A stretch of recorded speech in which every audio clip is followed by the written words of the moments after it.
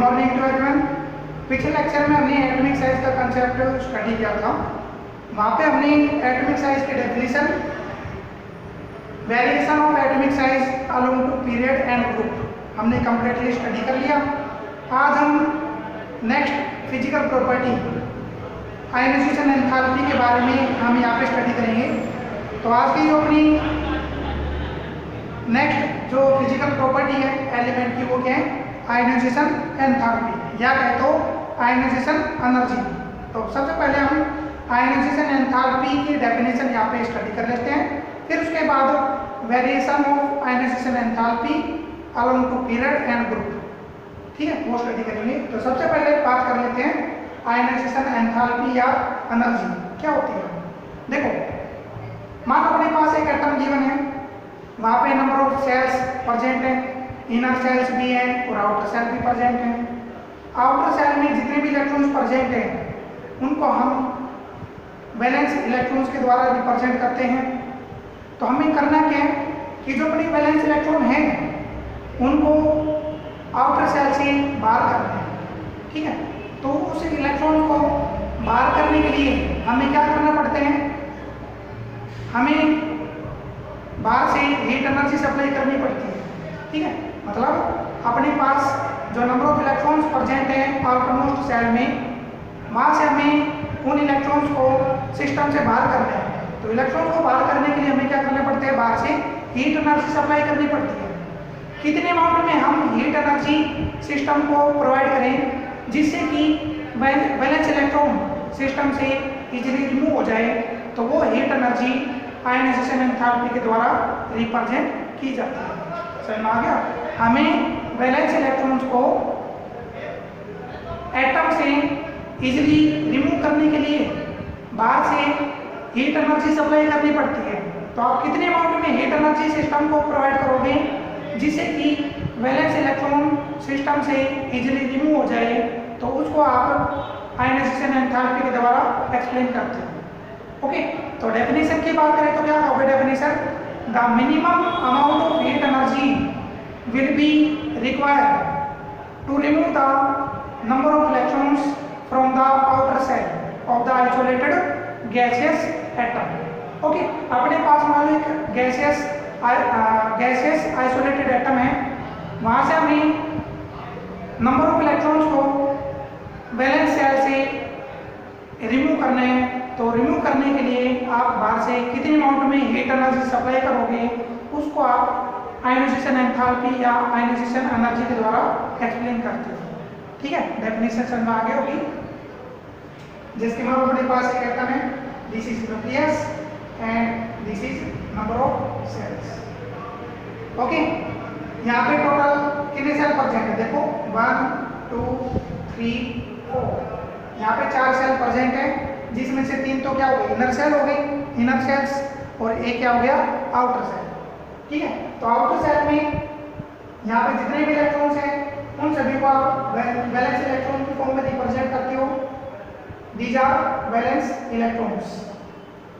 अब इन valence electron को सिस्टम से बाहर करने के लिए हमें क्या करना पड़ता है? बाहर से हीट एनर्जी सप्लाई करनी पड़ती है। तो हम बाहर से कितनी हीट एनर्जी यहाँ पे सप्लाई करें जिससे कि ये वैलेंस इलेक्ट्रॉन इस आउटर सेल से इजीली रिमूव हो जाए, तो उस एनर्जी को आप आयनाइजेशन एनर्जी के द्वारा एक्सप्लेन करते हो, ठीक है। तो डेफिनेशन यहाँ पे लिख लें, समझ में आगे होगी। तो डेफिनेशन क्या होती है? देखो, the minimum amount of heat energy will be supply to the system in which number of electrons will be remove from the outer shell. तो चलो देखो यहाँ पे आयनाइजेशन एंथैल्पी और energy of given element may be defined as कैसे define करोगे? देखो, the minimum amount of heat energy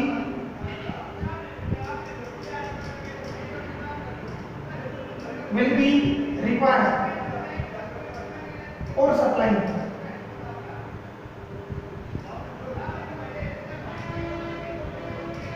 to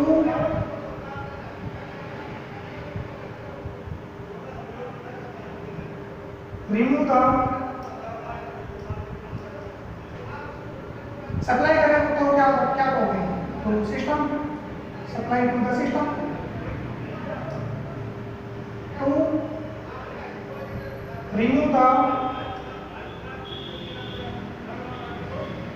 balance या remove the number of electrons कर लो, remove the number of electrons,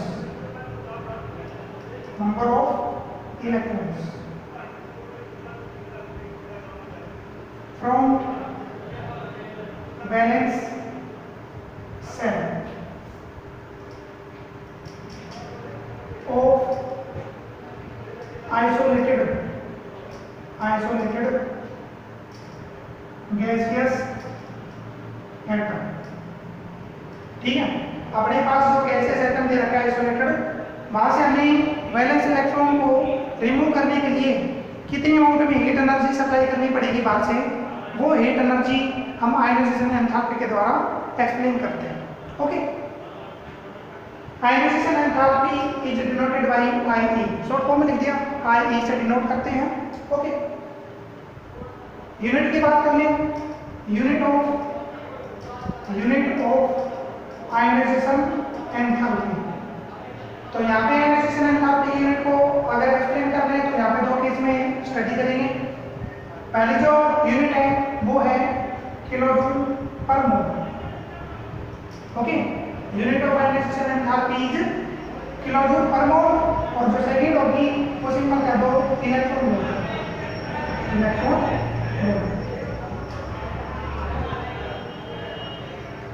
सही है, तो unit of ionization enthalpy is kilojoule और इलेक्ट्रॉन मोल। तो फिलहाल हमने यहाँ पे आयनाइजेशन एंथैल्पी की डेफिनेशन और यूनिट के बारे में यहाँ पे एक्सप्लेन करा है। चलो अब बात कर लेते हैं फैक्टर्स। यहाँ पे कौन कौन से फैक्टर आते हैं जो आयनाइजेशन एंथैल्पी को इफेक्ट करते हैं। तो factor affecting on ionization enthalpy, तो देखो यहाँ पे मेन दो फैक्टर आएंगे जो किसी भी एलिमेंट की आयनाइजेशन एंथैल्पी पे इफेक्ट करते हैं। पहला जो फैक्टर आएगा वो आता है जेड इफेक्टिव और न्यूक्लियर इफेक्ट, और जो दूसरा फैक्टर आता है वो आता है एटॉमिक साइज। देखो पीछे पढ़ा होगा, अगर मान लो जेड इफेक्टिव, किसी भी एटम का जेड इफेक्टिव अगर ज़्यादा होता है तो उसका साइज छोटा होगा, और स्मॉल साइज एटम से नंबर ऑफ इलेक्ट्रॉन को रिमूव करना थोड़ा सा इम्पॉसिबल है। ठीक है, अब स्मॉल साइज एटम से अगर हम वैलेंस इलेक्ट्रॉन को बाहर कर रहे हैं तो उसके लिए हमें क्या करना पड़ेगा, लार्ज अमाउंट में हीट एनर्जी सप्लाई करनी पड़ती है। तो उसके लिए हमें आयनाइजेशन एंथैल्पी की वैल्यू ज़्यादा चाहिए।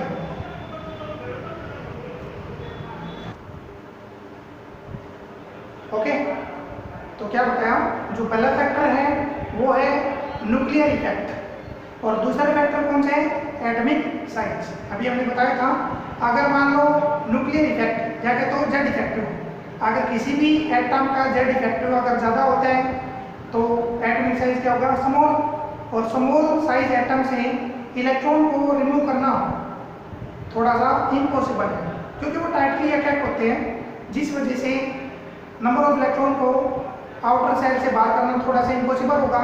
तो उसके लिए हमें क्या करना पड़ता है, लार्ज अमाउंट में बाहर से एनर्जी देनी पड़ती है। तो स्मॉल साइज एटम के लिए आयनाइजेशन एंथैल्पी वैल्यू ज़्यादा होती है। ठीक है, जबकि अगर मान लो लार्ज साइज एटम की बात करें तो लार्ज साइज एटम में जो जेड इफेक्टिव होगा, मतलब force of attraction between nucleus and valence electron will be less.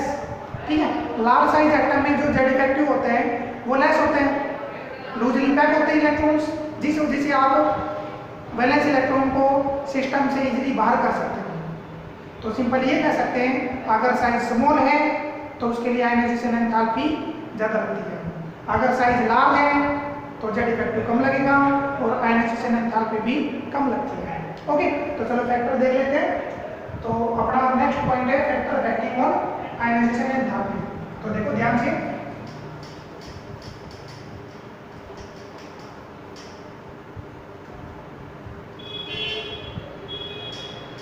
Factor affecting और आयनाइजेशन एंथैल्पी। तो पहला जो फैक्टर है वो न्यूक्लियर इफेक्ट ले सकते हैं, nuclear effect.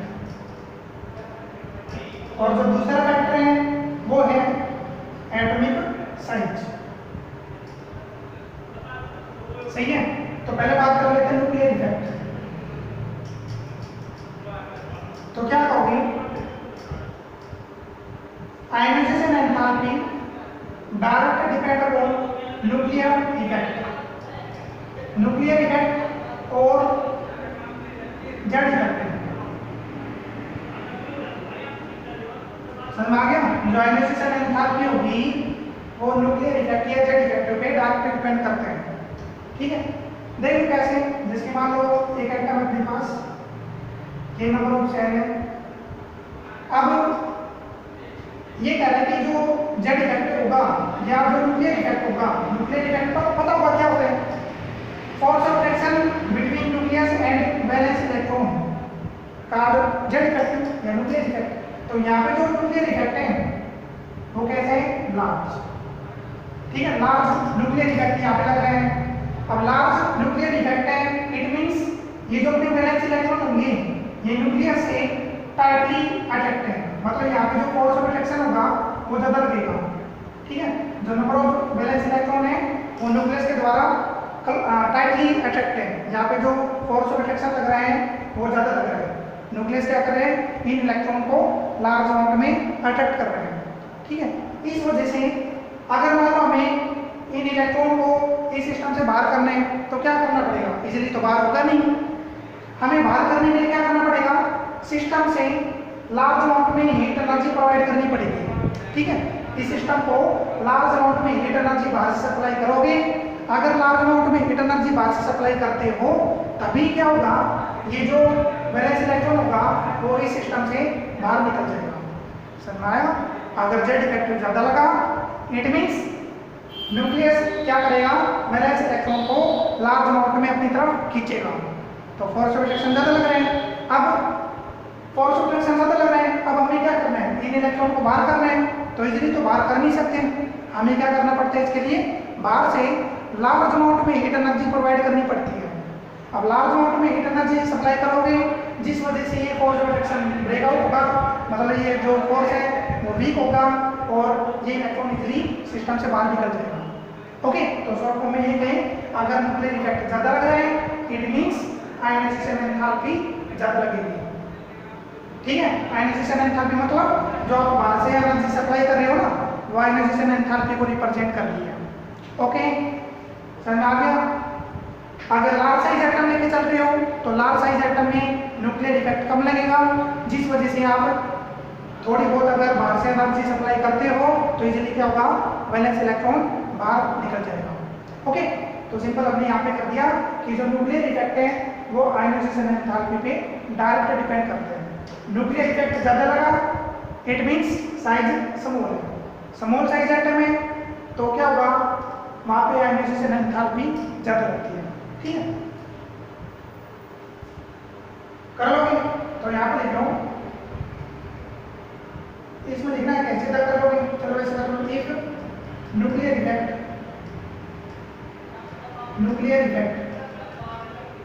In given atom will be large then size of atom